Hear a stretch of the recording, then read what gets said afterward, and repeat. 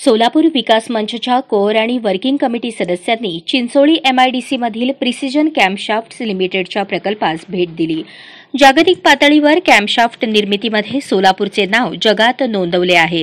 या कंपनीची भेट सर्वांसाठी अत्यंत शैक्षणिक आणि प्रेरणादायी ठरली आहे। या औद्योगिक दौऱ्यादरम्यान सर्व सदस्यांनी वेळेचे व्यवस्थापन, स्वच्छता, मानव संसाधन आणि व्यवस्थापन यांसारख्या महत्त्वाच्या बाबी शिकल्या।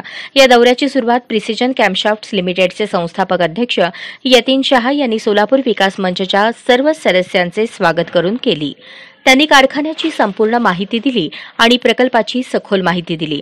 या दौऱ्याच्या शेवटी यतीन शहा यांनी स्वतः उपस्थित सदस्यांनी विचारलेल्या सर्व प्रश्नांची उत्तरे दिली आणि कंपनीच्या भविष्यातील योजना आणि दृष्टिकोन याबद्दल विचार व्यक्त केले। या दौऱ्यादरम्यान कंपनीचे जनसंपर्क अधिकारी माधव देशपांडे यांनी कंपनीची सविस्तर माहिती दिली, तर सहाय्यक जनसंपर्क अधिकारी संदीप पिस्के यांनी दौऱ्याचे समन्वयन केले।